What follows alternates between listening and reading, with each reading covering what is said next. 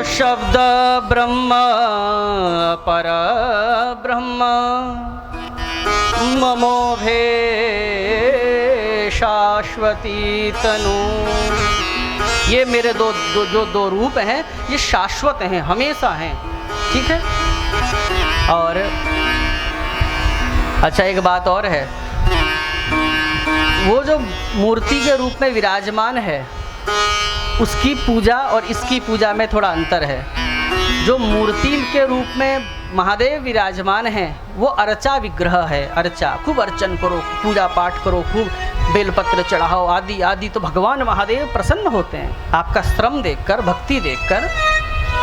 अन्यथा जो हमने चढ़ाया तो कोई हमने पैदा थोड़े ही किया, उसी को तो चढ़ाया।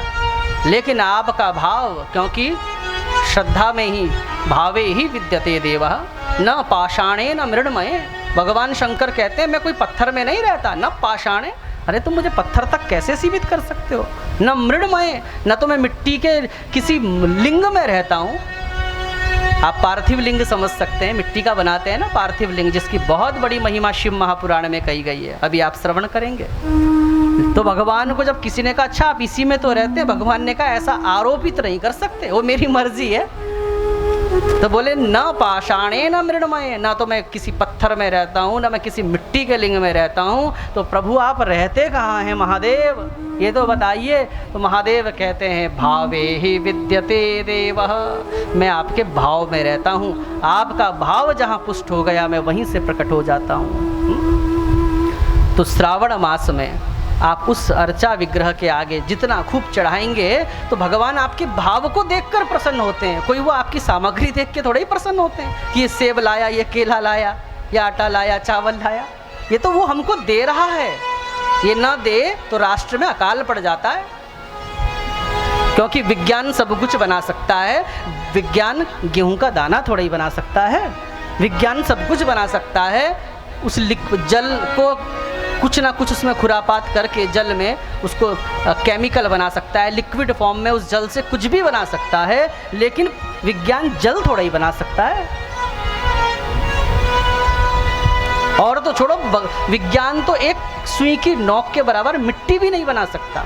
हाँ, मिट्टी पर रिसर्च करके उस मिट्टी से वो कई चीज़ें बना सकता है, लेकिन उस मिट्टी को नहीं बना सकता, जल को नहीं बना सकता, वायु को नहीं बना सकता, आकाश को नहीं बना सकता, क्योंकि ये महादेव के रूप हैं। क्षिति जल पावक गगन समीरा, ये सब महादेव के रूप हैं। जब आप महादेव की पूजा करते हैं ना, तो उसमें जो अष्टमूर्ति पूजा आती है, तो उस अष्टमूर्ति पूजा के रूप में जल मूर्तये नमः, क्षिति मूर्तये नमः, हे महादेव मैं आपकी जल रूप में पूजा करता हूँ, हे महादेव क्षिति मूर्तये नमः मैं आपकी पृथ्वी रूप में पूजा करता हूँ, हे महादेव वायु मूर्तये नमः मैं आपकी वायु रूप में पूजा करता हूँ।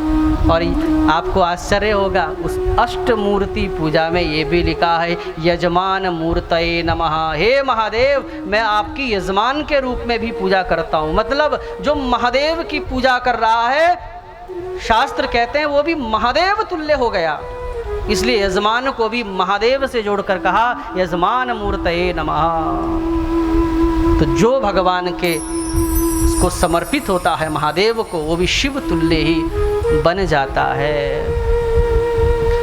तो जो अंदर महादेव हैं ये अर्चा विग्रह हैं, जितना भाव से चढ़ाओगे प्रसन्न होंगे। लेकिन ये जो महादेव आपके सामने अक्षर रूप में विराजमान हैं, ये अर्चा विग्रह तो है, लेकिन उससे ज़्यादा चर्चा विग्रह है। वो अर्चा से प्रसन्न होते हैं और ये महादेव चर्चा से प्रसन्न होते हैं। अभी हम क्या कर रहे हैं? चर्चा कर रहे हैं। उनकी पूजा अर्चा है और इनकी पूजा चर्चा है।